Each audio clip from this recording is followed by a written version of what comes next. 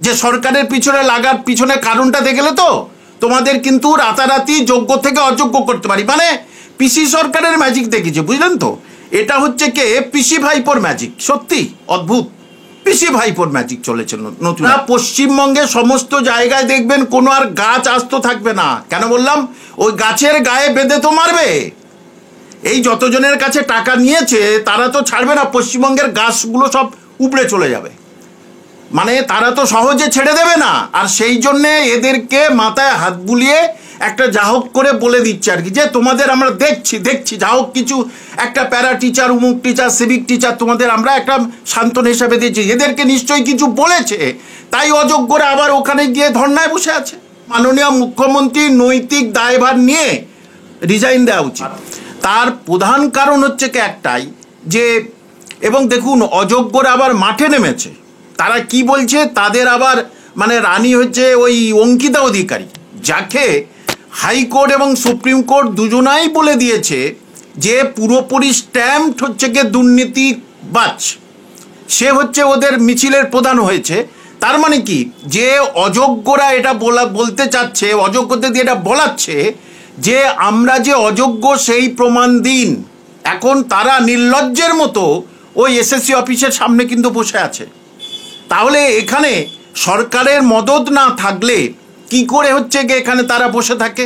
কেন ওদেরকে ধরে আচ্ছা করে ধরে জিজ্ঞাসাবাদ করুক, বা ভালো করে ধরে নিয়ে লালবাজারে গিয়ে কাকে টাকা দিয়েছিস সেটাই তো বড় কথা। কিন্তু সেটা বলবে না কেন? সেটা বললে তো নিজের দলের লোকজনদের চরিত্র উন্মোচন হয়ে যাবে, সেই জন্য সেটাই তো বলতে চাচ্ছে না।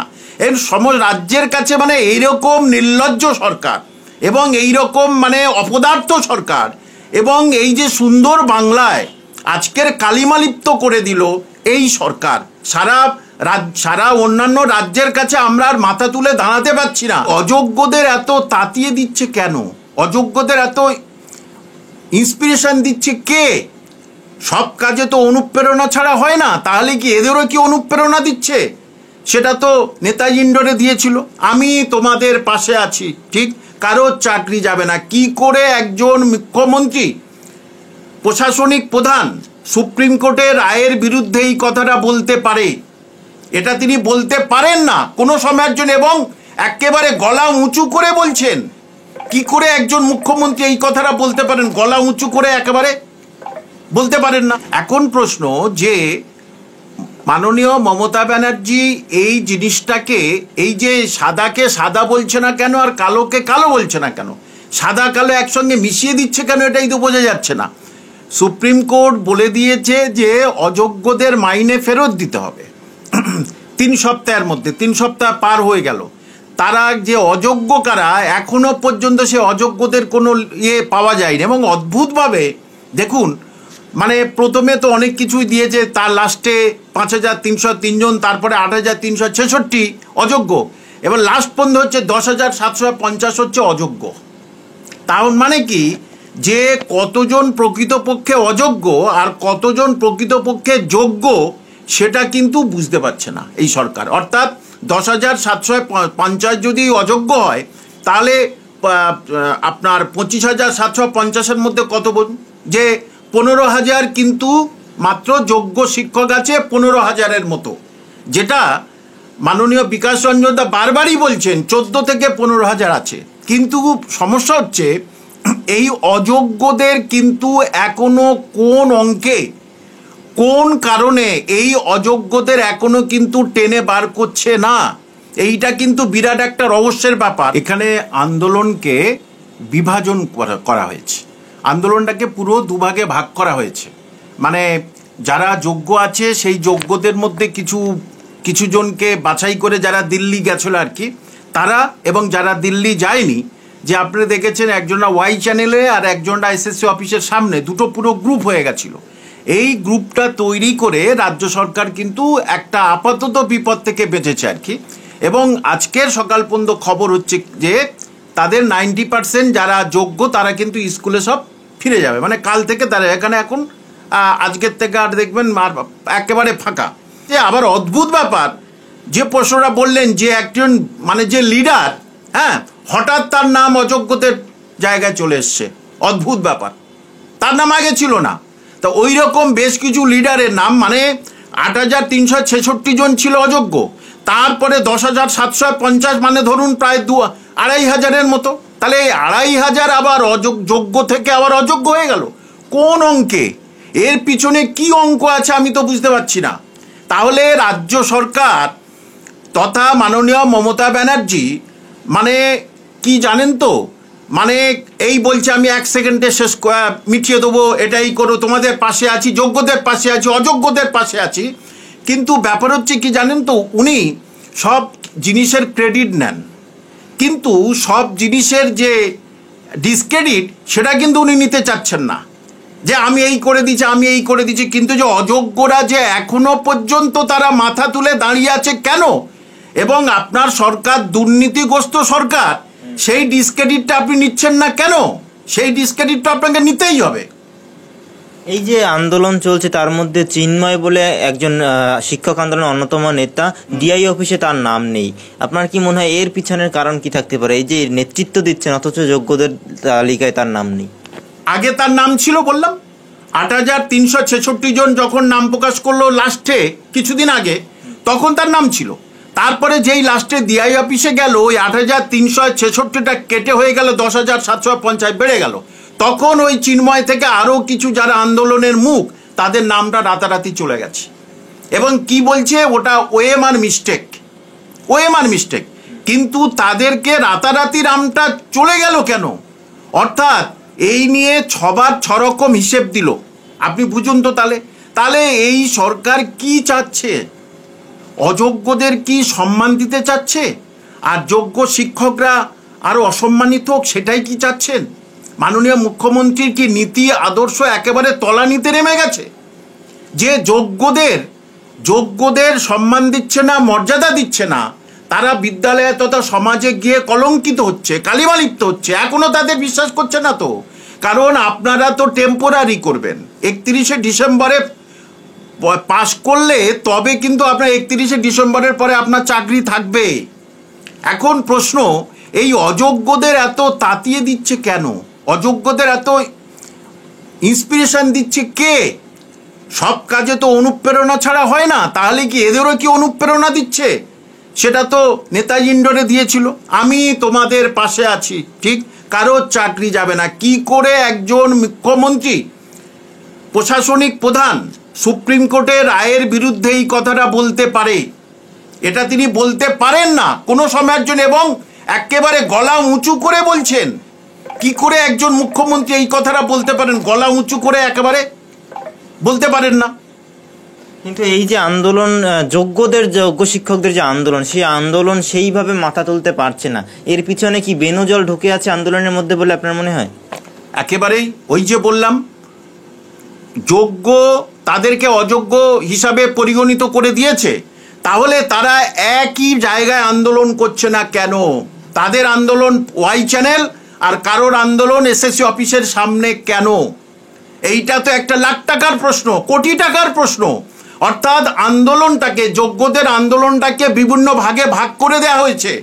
কাউকে হয়তো বলেছে তোমাদের পিছনে আছি, তোমাদের যাবে, আর যারা বেশ মুখ হয়েছে তাদেরকে আবার ওই বললাম 2,500 যোগ্য থেকে অযোগ্য করে দিয়েছে। তাদের হয়তো এটা মানে পেনাল্টি দিয়ে দিল, যে সরকারের পিছনে কারণটা দেখলে তো তোমাদের কিন্তু রাতারাতি যোগ্য থেকে অযোগ্য করতে পারি, মানে পিসি সরকারের ম্যাজিক দেখেছে, বুঝলেন তো? এটা হচ্ছে কে পিসি ভাইপোর ম্যাজিক, সত্যি অদ্ভুত।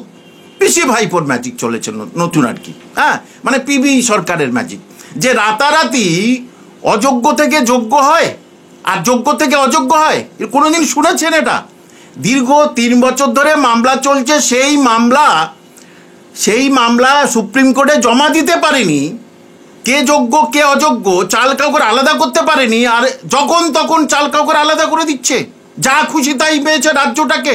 রাজ্যের শিক্ষিত ছেলে মেয়ে, যোগ্য ছেলে মেয়েদের যখন তখন যা খুশি তাই মনে করছেন, এবং অযোগ্য যারা, তাদেরকে একেবারে ঘাড়ে তুলে নাচানাচি করাচ্ছে কেন?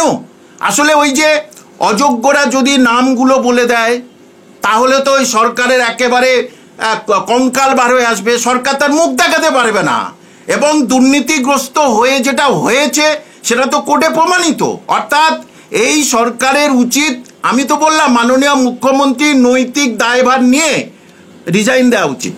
এই যে যোগ্য থেকে হঠাৎ করে অযোগ্য, অযোগ্য থেকে হঠাৎ করে যোগ্য আপনি বলছেন, তাহলে কি থ্রেট কালচার চলছে কোথাও গিয়ে যে আমার বিরুদ্ধে ভাই আন্দোলন করতে আসবে না? কিছুটা তাই মনে হলো, যে তারা তো যোগ্য বলেই তারা তো আন্দোলনে গলা ফাটাচ্ছিল। হ্যাঁ, যে কেন আমরা যোগ্য থাকা সত্ত্বেও কেন আমাদের অযোগ্যদের সঙ্গে মিশিয়ে দেওয়া হলো, ওদের জন্য তো চাকরিটা চলে গেল, এই পুরো প্যানেল বাতিল। তারা গলা ফাটিয়েছে বলে তাদের উপরে পিছন থেকে প্রতিশোধটা নিল।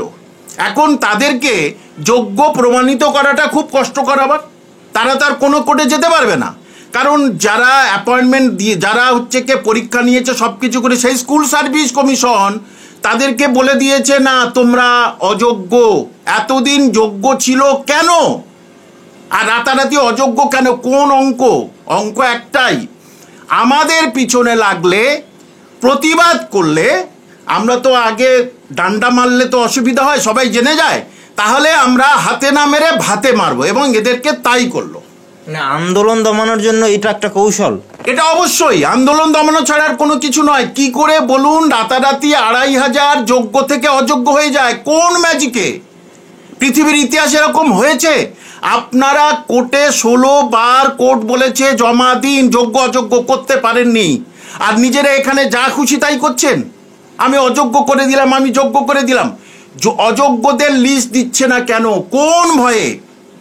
যোগ্যদের লিস্ট দিতে বলেছে, অযোগ্যদের লিস্ট দিতে বলেছে, তো তাদের মাইনে বন্ধ করতে বলেছে, কিন্তু এত ভয় যে অযোগ্যদের লিস্টটা দিতে পারছে না, অযোগ্যদের মাইনেটা এতদিনে যে ফেরত সেটা দিতে পারছে না, সে ভয়।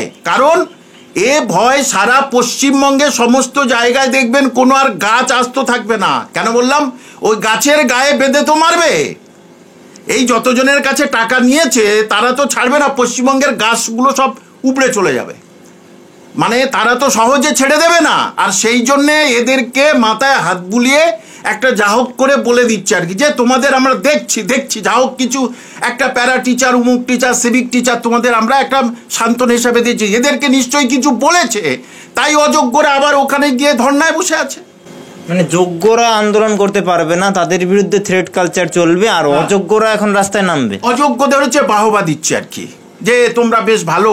এবং সবচেয়ে আগেই বললাম বাহবা রানীটাকে, যে একেবারে স্ট্যাম্প চাকরিহীনতা, যে একেবারে স্ট্যাম্প জালি করে চাকরি পেয়েছে, হাইকোর্ট সুপ্রিম কোর্ট তাকে সার্টিফিকেট দিয়ে দিয়েছে, সে কিনা এখন তাদের লিডার হয়েছে। আর পশ্চিমবঙ্গের মানুষ, বুদ্ধিজীবী তথা সবাই সেটা উপভোগ করছে।